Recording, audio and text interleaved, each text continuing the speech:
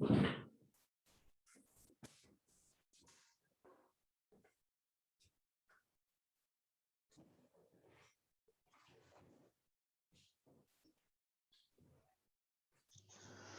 morning, good morning, good morning, everyone. Hope all is well and everything is all right. Good morning, good morning. All right. Hope everybody had a great weekend. So last class, we just was like a open day. We just answered questions for those who had them from chapter 1.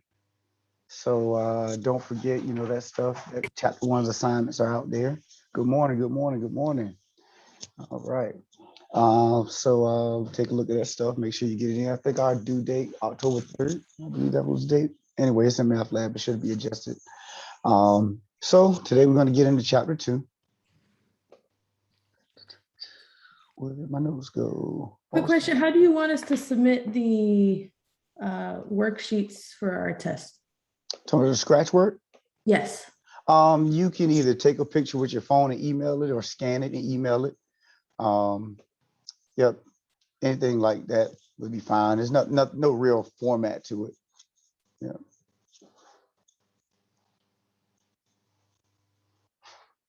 All right. So today, basics of functions don't, that red box is notes for me. I'm about to switch to another screen. Just take the title and then we'll go to another screen and then we'll come back to this one. So basics of functions 2.1. We're about to go to another set of notes. I already discussed functions. All right, are we good to go? All right. So conversation about functions starts with the definition of a relation. A relation is any set of ordered pairs. So in this case, we have a simple example of 1, 2, 3, 4, and 5, 6.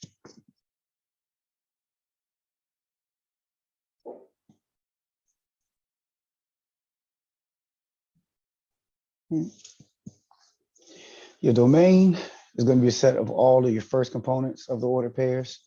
So in this example of 1, 2, 3, 4, 5, 6, 1, 3, and 5 would be the domain, just the first component of each one of your ordered pairs.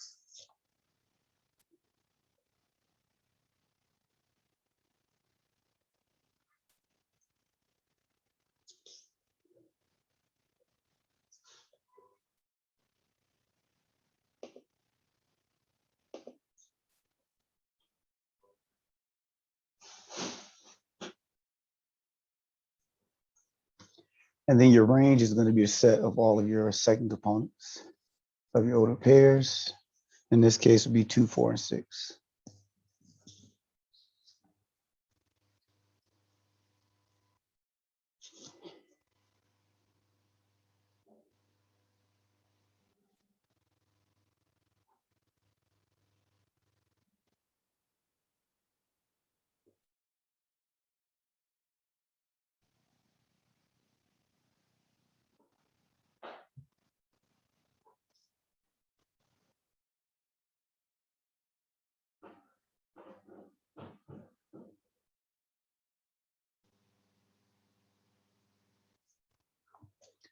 All right, in the blue, we just have straight comparisons to your range and domain. We already mentioned that your domain is the first component, range is your second component. So that means your domain will be your X variables, while your range will be your Y variables. Domain is considered your input, range is considered your output. Your domain is your independent variable, your range is your dependent. And that also means your domain will be your horizontal axis, while your range will be your vertical.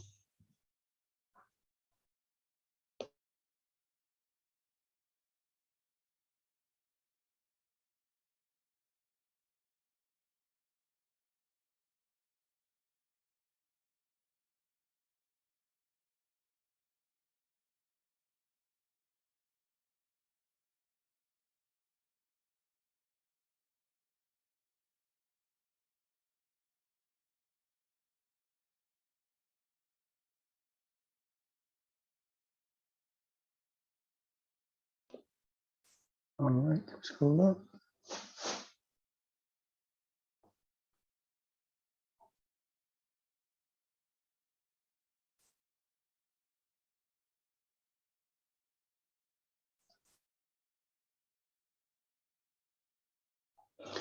All right, so definition of a function. A function is a relation in which the elements from the domain corresponds to exactly one element in the range.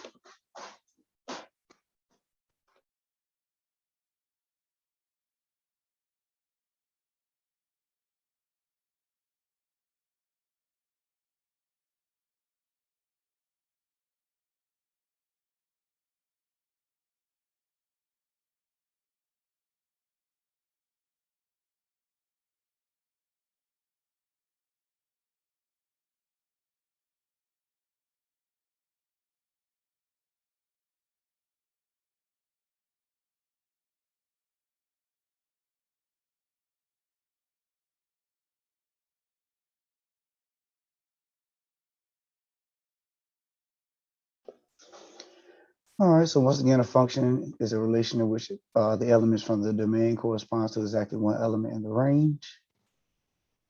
So let's see if we can map that out and bring clarity to that. Okay, scroll up.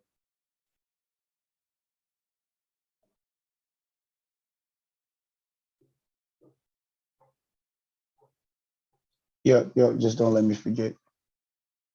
Before we close out, we can go back up and stuff.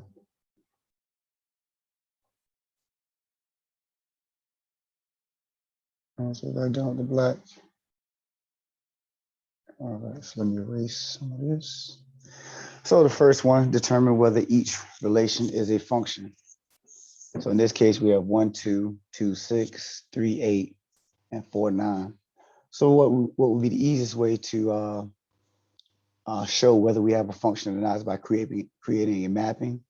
So in other words, we have our domain in one circle, range in another circle, and we want to map out which one goes to what number. And now remember the definition is each element from the domain goes to exactly one element in the range. So when you look at each element individually, can you answer yes to the fact or to the question of does it go to one element in the range?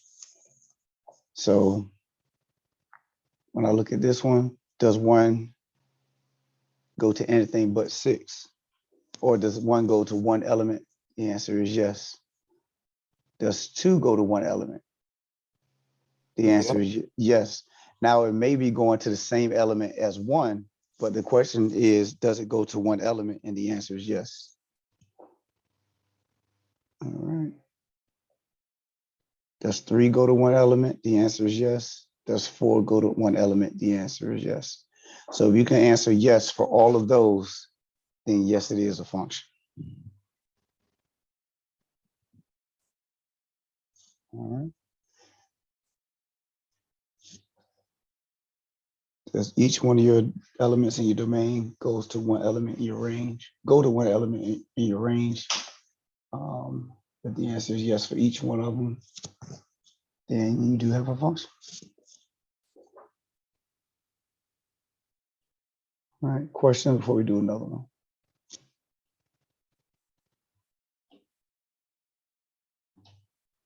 Let's scroll up.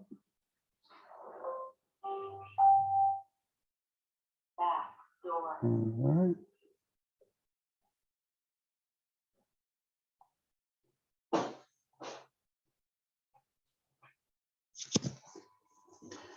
All right, so here, similar situation.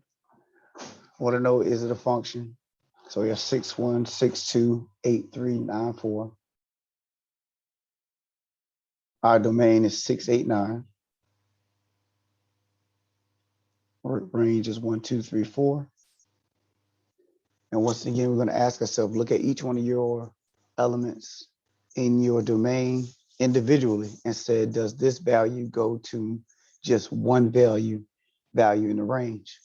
So when I look at the domain, when I look at 6, the first value of my domain, it goes to 1, but then it also goes to 2. So because it goes to 2 values, It is not a function. All right. How do you determine if it goes to it or not again? I missed that. Right here. Yep, just in the order pair, what it goes to. All right, is that okay? Because you know, I want to make sure I got your explanation right.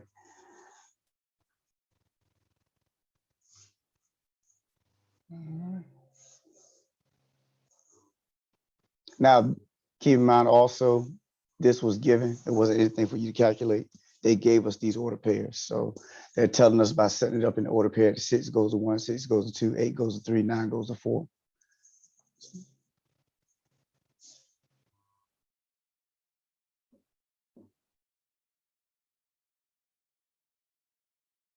All right. Questions on A and B?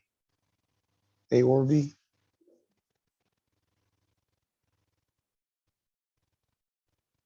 So I got 2 general statements based on what we just saw that may help you further understanding when you have a function, when you don't. Can I scroll up? So if you're just looking at your order pairs, you could come to the conclusion that there can be a repeated value in the range, but no value can repeat in the domain. So notice when it was a function, oh, if I can scroll up, won't let me. When it was a function, we had 6 that was repeated in the range, and that was okay. But when we repeated that value in the domain, that wasn't okay. So that's what we mean by that. There can be repeated value in the range, but no value can repeat in the domain and still be a function. And then here, the range can go to more than one value, but the domain can only go to one value. So there's just another way of stating this first statement.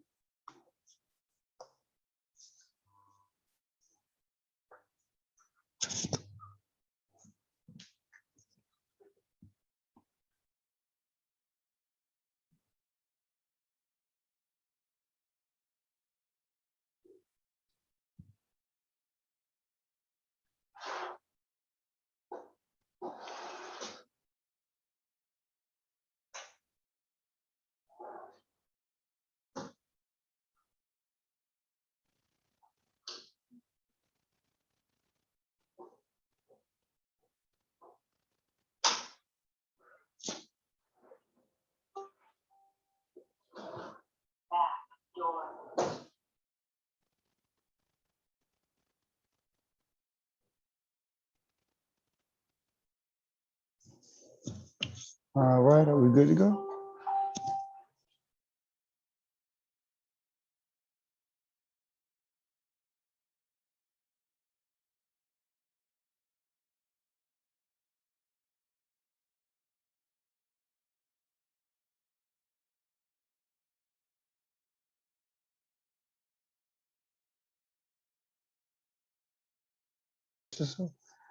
All right, so let's go here. This is where we're starting. It says determine whether each is an equation. What each, is an equation that defines y as a function of x. So this time, instead of giving us a mapping, they actually give us an equation to try to figure out if we have a function or not. So here's the equation that we have here, x squared plus y equal to 4.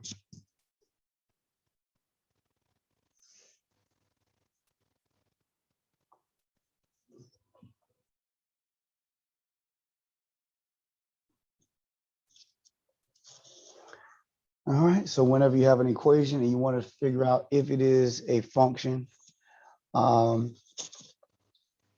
terms of y, well, let's say, is it an equation that's y as defined by x? Y is a function of x. Yeah, y is a function of x. First thing you want to do is solve for y. And that's what we did here. We subtract x squared from both sides. And we have y equal to 4 minus x squared. So first move to make is to solve the equation for y. And then next we want to evaluate the equation to see if multiple values can be produced by x. All right, talk about that in a second. Just trying to give everybody a chance to copy before I scroll up.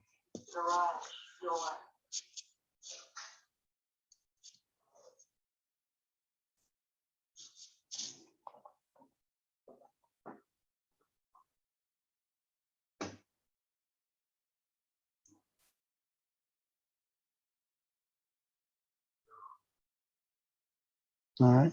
So like I said, you want to evaluate to see if a multiple y values can be produced by one x value. In this case, no matter what you plug into x, you're only going to get out one value. I'll show you an example of one next that you will get out multiple values. It's a definitive characteristic that you will look for, that you'll be able to tell whether you have a function or not, and how it would produce multiple values. But no matter what you do in this case, when you plug in a value for x, you're only going to get out one value. So notice you plug in y, all you get out is 3. I mean, plug in 1, you get out 3. You plug in -1, you get out 3. But you're not getting out multiple numbers. You're only getting out that one number. Plug in 2, you get out 0. So each x value produce one y value. So that means this is a function.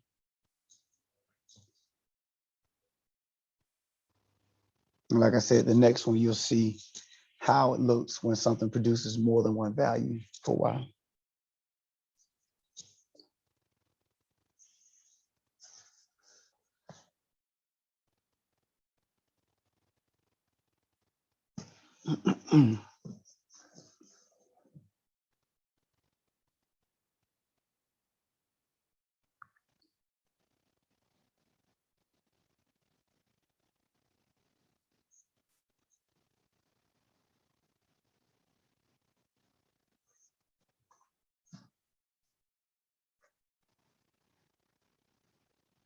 All right, can I scroll up?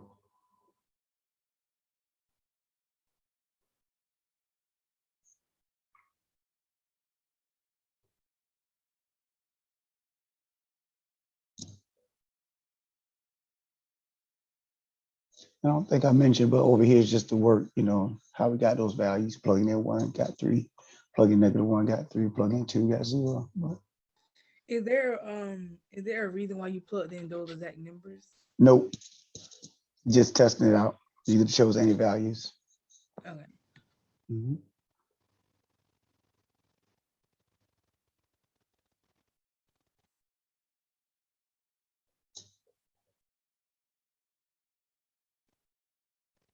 All right, can I scroll up? I got it done. All right, so the next one, very similar to the one that we had previously. We have x squared plus y squared equal to 4. But once again, I said similar, but not exactly the same, because this time we have a square on the y. So notice we have an even power on y. If we have an even power on y, that is going to produce the multiple values when you go about solving. So let's see how that happens. Once again, first step is to solve for y. So we subtract x squared from both sides. That'll give us y squared equal to 4 minus x squared. And now to get the square off of y, we need to take the square root of both sides. But don't forget, whenever you take the square root of both sides, you have to do the square root property. That means that plus or minus has to be used. And that's how you get your multiple values. And that's always going to be the case whenever you have an even power that you have to solve for.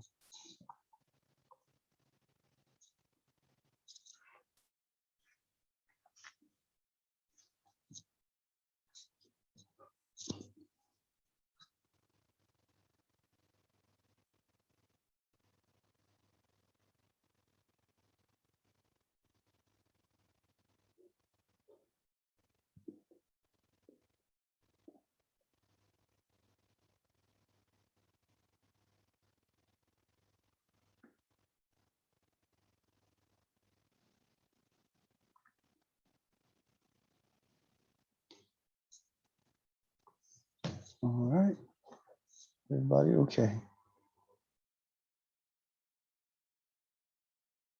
So now if I were to plug in just one, so like your classmate asked, these values, doesn't matter what you plug in, you're just trying to test the equation. So I chose 1. And if you're trying to test the equation, you don't want to choose anything outrageous or anything radical. Just choose something simple like 1 or like 0, or whatever the case may be. 2, 3, you don't want to choose anything major, just so you can test your equation and see what the result is. So I chose 1, plug in 1, and you get plus or minus square root of 3. So that means when I plug in 1, I get out 2 different values, a positive square root of 3 and a negative square root of 3. And so that means this is not a function. You know, X produced 2 Y values when you plug it in. Once again, in that scenario occurs when you had an even power on your Y. So an even power on your Y. Mhm. You have like 2 to the power of 4 to the power of 6, blah blah blah blah blah. Essentially, it's going to be a plus or minus thing, which is going to validate it and make it not a function. Mhm. Coolio. Yep. Did you just say Coolio? Don't judge me. If it works, it works. I'm just saying because, like, did you say that because that's a new thing? 'Cause, you know, I'm not in the loop. I've been out of the loop now because It's Coolio a was Bracy thing. Don't worry about it. it was a what? A Bracy Bracy thing. thing. Okay, because Coolio was a rapper back in my day. So I didn't know if you were referencing or paying homage to Coolio, or you know, that was just your thing. So I was just, you know, trying to see where you're coming from, sir. That's all. Let's see. Did you know Coolio was a rapper? Who knows? Everybody good before we go to the next thing. Can I scroll up? All right, so the vertical line test. Any vertical line crosses or touches the graph more than once, then it is not considered a function. Just another way of testing what you have to determine if you have a function or not.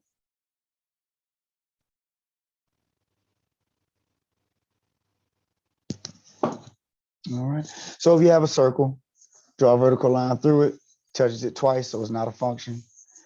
If you have a straight line, a linear equation, no matter where you draw a vertical line, it's only going to touch it once, so that means it is a function. A parabola is not going to ever go straight up. It'll always get wider and wider, so no matter where you draw that vertical line, it's only going to touch it once. So that is a function as well. And then this other shape down here, even though the first 3 lines you draw may only touch it once, when you get over here, it touches it 3 times. So that stops it from being a function.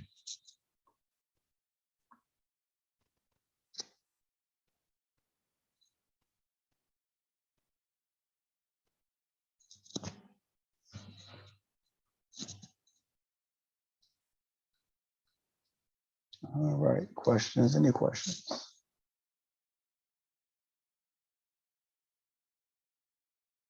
Yeah. So, say for example, on that last graph, Mm-hmm. the X points were moved just slightly to the left or to the right, so they didn't line up with each other. Would it still be a no? Because the line. Well, yeah, because it's really all about, I mean, I made those X points because that's where the line hit. Now, I just didn't want to erase my X points and all that, because then I'd be erasing my line and all stuff like that. Bottom line is whether you put X points up there or not, when I draw this line, if it touches it more than once, It messes up. then right. Mm-hmm.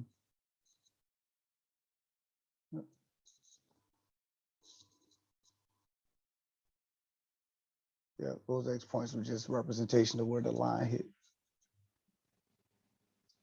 Is everybody good?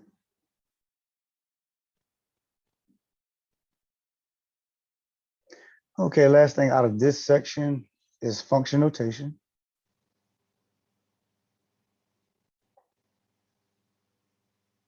So y is equal to f of x. They are now interchangeable. They expect you to remember that. No matter what math class you go to from this point forward, they can interchange y and interchange f of x, and they expect you to know that they're the same. It doesn't change the value of anything. It's just that one is considered function notation and the other one isn't. So if I have y equal to 2x plus 1, that is the same equation as f of x is equal to 2x plus 1.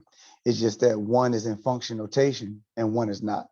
So the one with f of x, and notice that's how we say that if you have f parentheses x, that's considered f of x. So if I have f of x in my function, in my equation, that's considered function notation. So what that does for us is right here. If I had the statement find f of f of 3, and even if I didn't have the statement find, if all I had was f of 3, and I wanted to know what the value of f of 3 was, then what that means is that I would go to my function and plug 3 in where x is. So they substituted 3 in for x in the notation. And so they want you to carry on that into the function. And so that's what we do right here. Now, f of x has to be defined first. They can't just give you f of 3 without telling you what f of x is, because you're taking 3 and plugging it into that function. But if you don't have a function, then you don't have anything to plug it into. So of course you have to define f of x.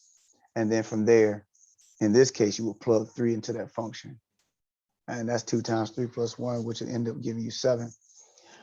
So function notation is just another way of giving directions without writing out much, as far as mathematics is concerned. Another way of giving instructions without writing that many words, and just using symbols. And also, if you had f of 3 is equal to 7, that's another way of stating that your ordered pair is 3, 7. Because you remember x was 3, and then you got out 7. So that's 3, 7 as an ordered pair. Also, you could use other letters. Doesn't necessarily always have to be f of x. Here we have g of t. This one would be s of r. So if you have a letter, parentheses, another letter, is the first letter of second letter. That's how you would read it out. So f of x, g of t, s of r would be how you would state the function.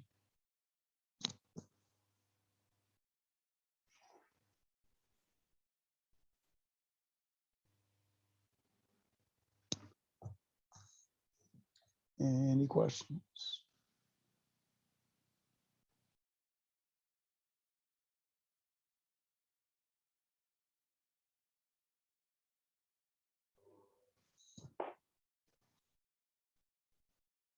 Gonna scroll up. All right, so an example that emphasizes that practice, we have f of x is equal to x squared plus 3x plus 5. Want us to find f of 2 and then f of x plus 3. Once again, f of x is already defined. Then they ask us to find the substitution. So f of 2, we plug 2 into the function. That's 2 squared plus 3 times 2 plus 5.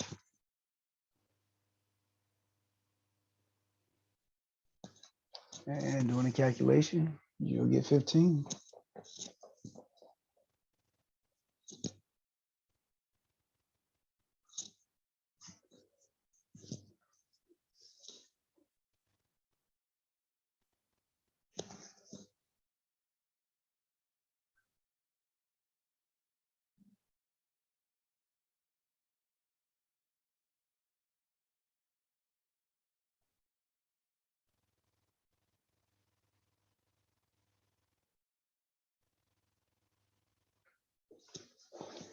All right, next one, f of x plus 3. This time we'll take x plus 3 and plug it in where we see x. So it'll be x plus 3 squared plus 3 times the quantity of x plus 3 plus 5. So we can expand that out and distribute 3.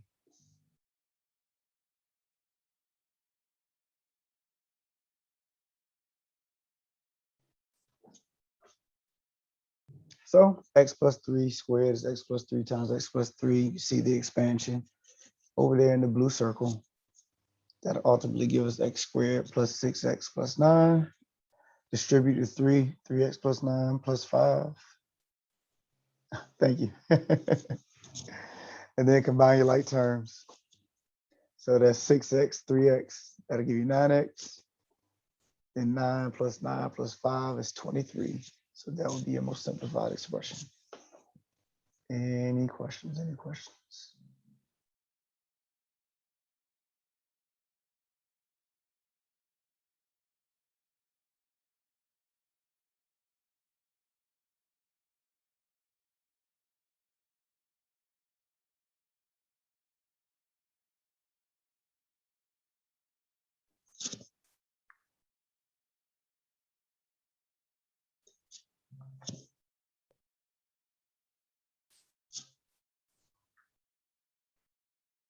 All right, so we'll start 2.2. Not necessarily going to try to finish, but at least get started in there. Any questions on anything I've written up to this point? Make sure we're good.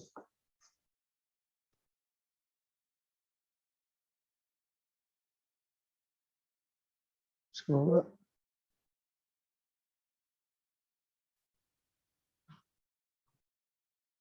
All right, sounds good, sounds good. So 2.2 is more on functions. Increasing intervals says on an open interval. As X value increases, the Y value increases. So in other words, when we talk about increase, we talk about going to the right. It says as X increases. So as we go from left to right, your Y value increases. So notice we're going up. So as we go left to right and it's going up, your graph is going up, it's considered increasing. And then for decreasing, as we go from left to right, we're always going from left to right. We're always reading our graph going from left to right. So as X increases, Y decreases. So that means as we go from left to right, we're going down. That's considered decreasing, a decreasing interval.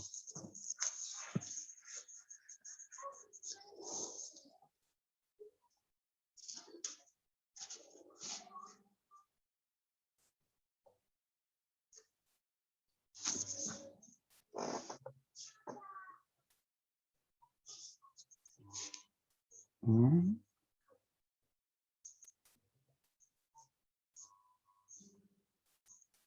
Very good.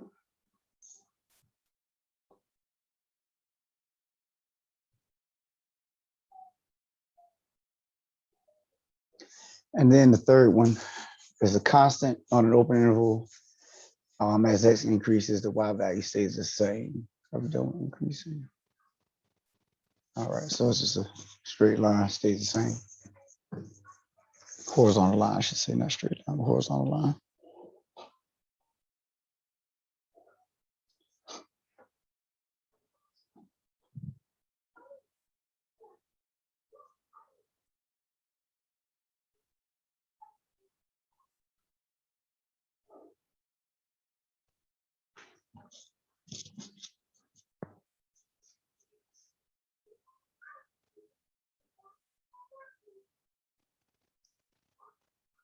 All right.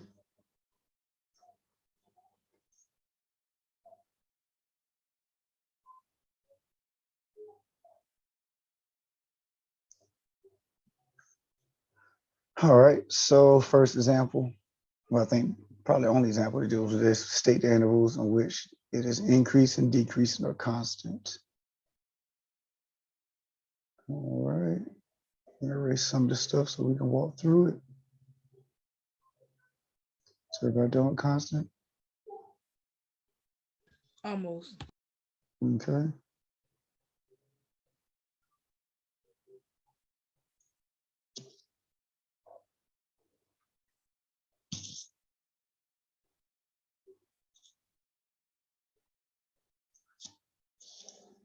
All right, so we have this shape here for A.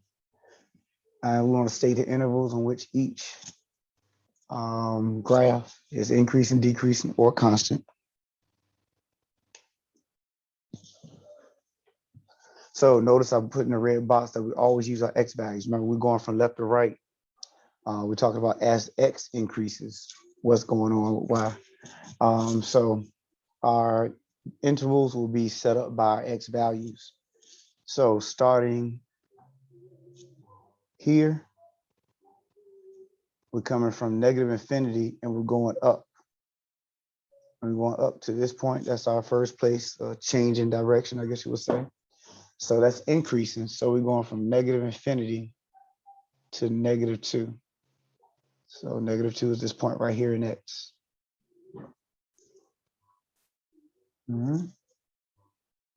Then we're going here, that's constant, up to this point.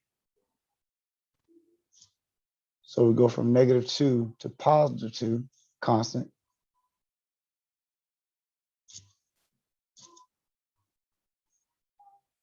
And then we're going down, but as we're going down, we're going to the right, to positive infinity. So that would be 2 to positive infinity.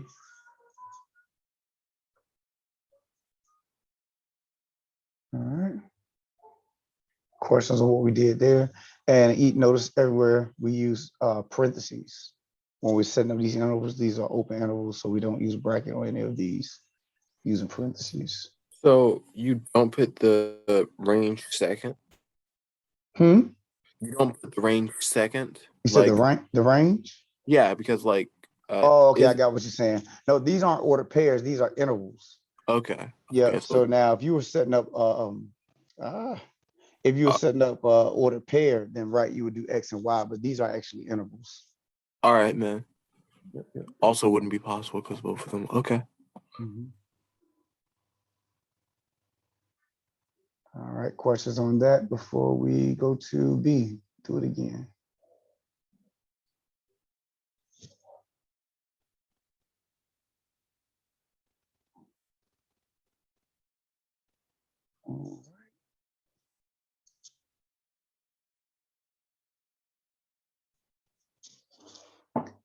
All right, same type of deal here. If we,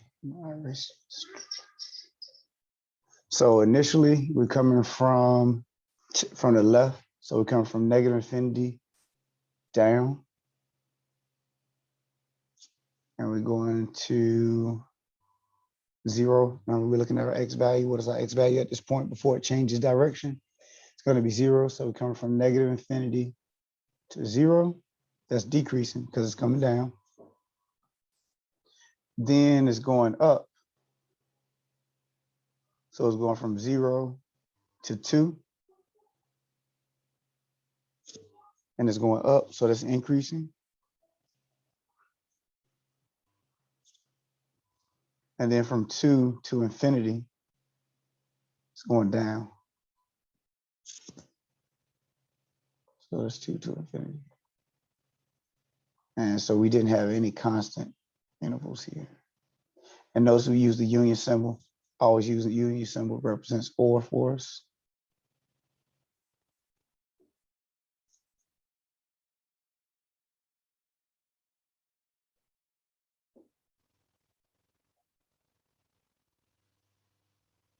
All right. Questions on what we did so far?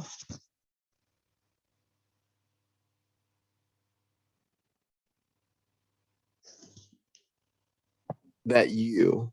Could you state what it is again? Or, Or. yeah, Okay. it's just mathematical symbol for or. Just, instead of putting a comma right there, interval notation says that you use that union symbol.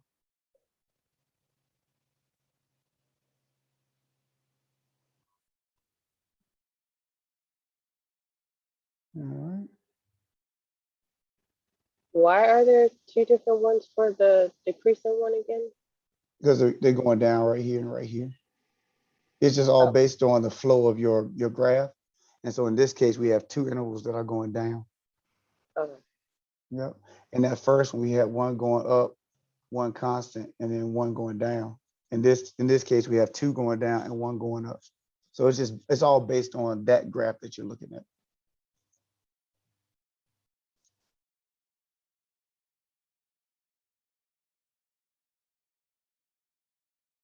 All right, are we good?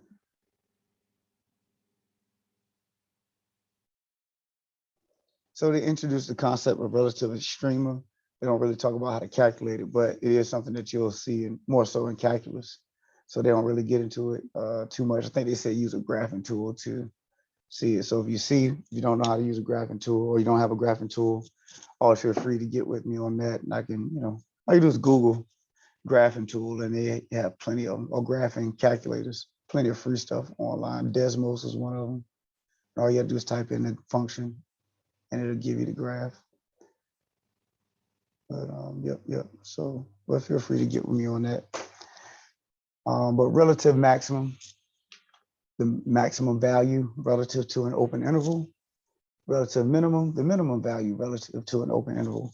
So if you look at that general graph that I have here, kind of like a wave, but notice it goes to positive infinity and negative infinity. So there's no legit maximum value because it's always going to go up. And same thing with a legit minimum value. If it's going down to negative infinity, it's always going to go down. There's always going to be a value that's less than the value you're looking at. So what you can do is have an interval and have a relative maximum and a relative minimum according to what you're dealing with. So you can see that this value right here could be considered a relative max, and this one could be considered a relative min. But yeah, so whatever interval you set up, whatever the largest value is in the interval and the smallest value is in the interval will be your relative maximum and your relative minimum.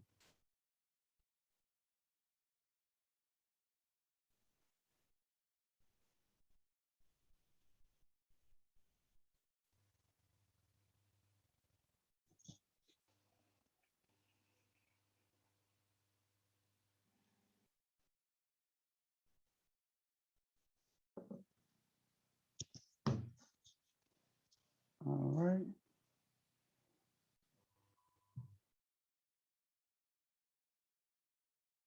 Scroll up. Last thing we'll look at for today, looking at symmetry.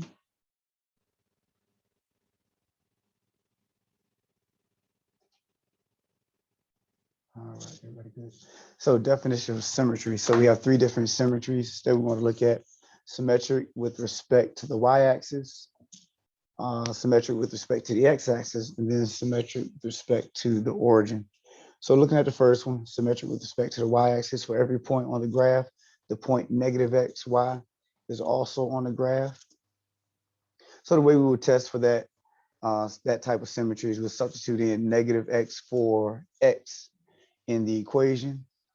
And once you do that, if it results in the equivalent equation or it results in the original equation, then that means it is symmetric about the y-axis. Of course, we'll do an example to show that, but we'll go through all of the symmetries first and then test them out.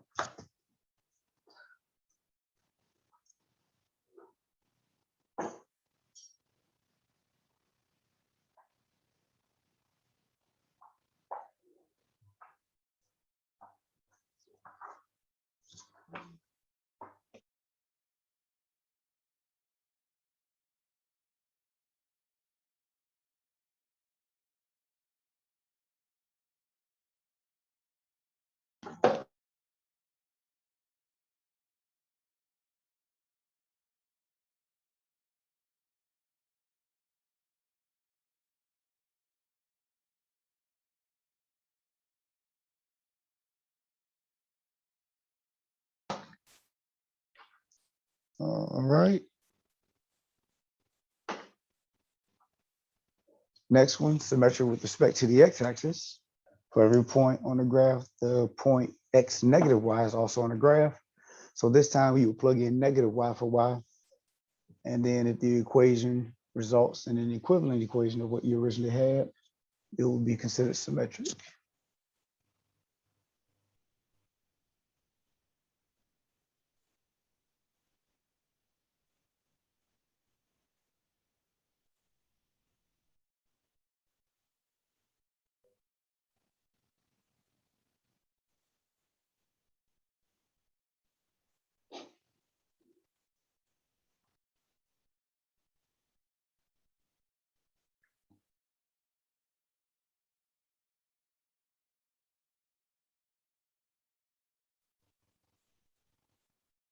Everybody good?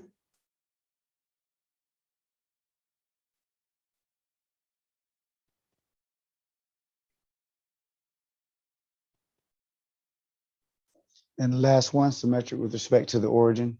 For every point on the graph, the point negative x and negative y is also on the graph. So you would take negative x, plug it in for x, negative y, plug it in for y, and then do the same thing. Simplify to see if it results in the original equation.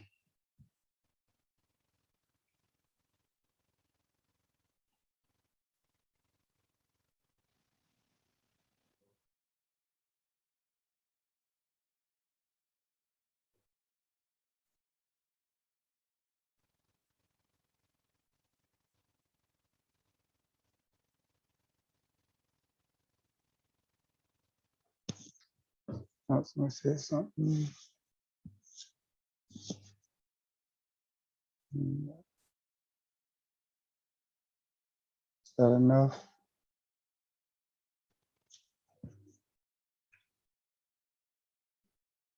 Okay, cool. All right, give you a chance. Give you guys a chance to write, and then we'll test out these symmetries.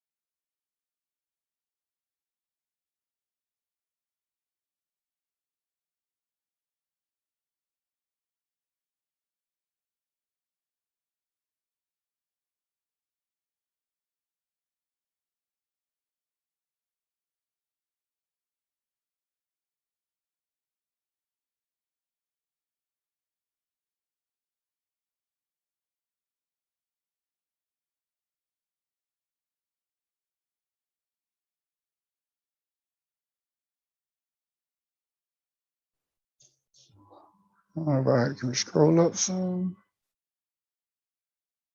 I don't know how far I can go up, so let me know.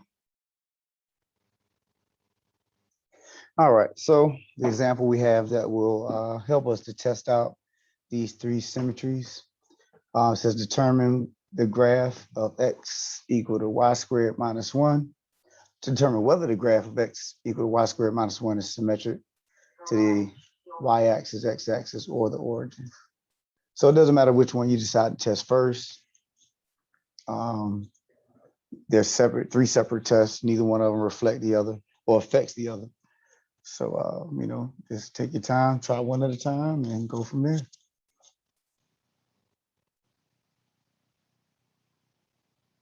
Can I scroll up?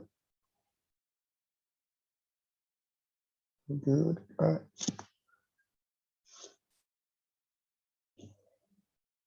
All right, so the first one, I decided to test the y-axis first. Once again, it doesn't matter. But if you're going with symmetric to the y-axis, you want to substitute in negative x for x. And then simplify it and see if it gives you what you originally had. So the original equation is x equal to y squared minus 1. So we plug in negative x for x. Now I want to make a clean comparison to what I have here. I have x equal to y squared minus 1. Here I have negative x equal to y squared minus 1. So I'll go ahead and multiply negative 1 to both sides. So I can have a clean comparison of x equals 2. So multiplying negative 1 to both sides turns my equation into this, x equal to negative y squared plus 1.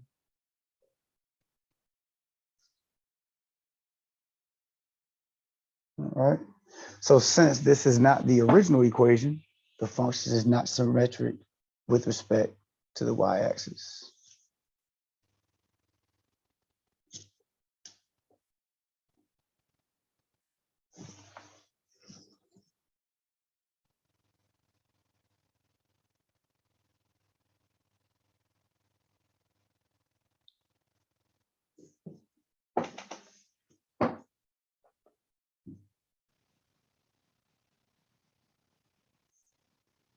All right. Problems with that first one.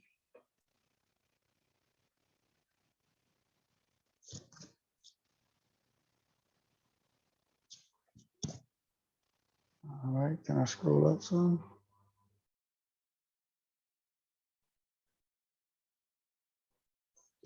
Next, we talk about symmetric with respect to the x-axis. This time we'll take negative y and plug it in for positive y.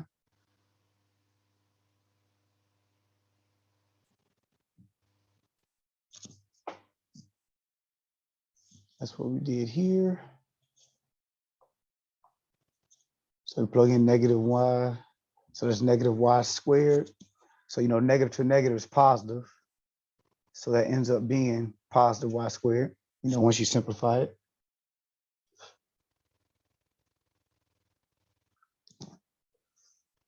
And that is what we originally had. So I'm done with that light purple. How can it be a function if it's y squared? No, this didn't say what we were doing here. But we talk about the Symmetrical graph. We're talking about the graph with respect. So I probably should not have said, I probably shouldn't say a function right there. Right. Yeah. We were testing symmetry. And I loosely used the term function. I probably should have said function. Basically, I should have said graph. Graph. Yep. Thank you, sir.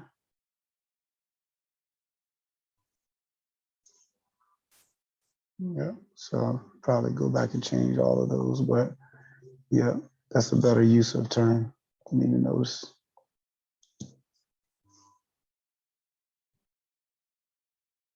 All right.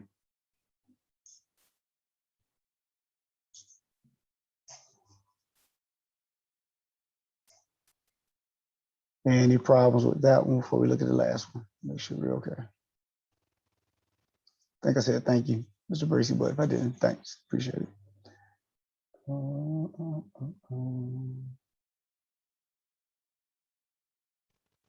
right, last one. We're talking about symmetry or symmetric with respect to the origin. And in this case, for this test, you plug in negative x for x, negative y for y, and then simplify. And we already talked about both of them. We already know that negative y squared is going to be a positive y because negative y times negative y gives you a positive y. And then once again, we want to make that comparison, a clean comparison, x equals 2, because of the way of our original equation was original equation was set up. So we multiply both sides by negative 1. And that gives us x equal to, something going on with my stuff. There we go. X equal to negative y squared plus 1. So since this function, and we already established, I should have used graph here.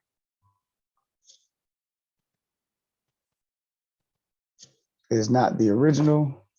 It is not symmetric with respect to the origin.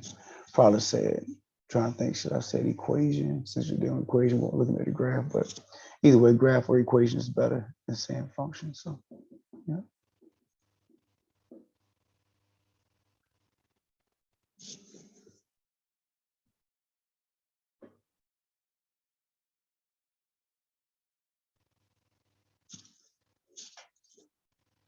All right.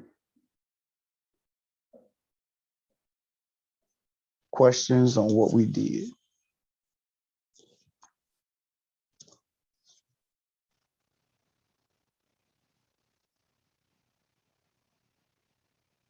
And the next thing is even functions. So we can pause right here and pick up right here next class with even functions. It's a decent place to stop. So if I don't go there or begin there next class, feel free to let me know, remind me. But any questions, I know I need to go back to the beginning for somebody. 103? 103. What you mean? Something in your earlier thing on Oh, yeah. 2. That's from my Norfolk State class, 103. Okay. Yeah, that was another note for that. Other than that, you guys are good for today. I just had somebody that came in late and wanted me to scroll back up so she could take a picture. Mind if I leave now? Yes, everybody's good. Everybody's good to go. If I will see you on next class. Be safe. Take care. Same to you, man. Thanks, You appreciate have a it. good day, sir. Thanks, you do the same. I can't find your, what's your email? Because I was trying to email you, but I can't find it. Oh, V Tucker, which is vtucker@tcc.edu. Okay. Have a nice one, sir. Thanks, you do the same. Yeah, just vtucker@tcc.edu. All right, who needed those notes?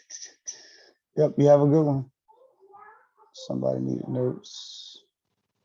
I don't know where you need to go. Let's see.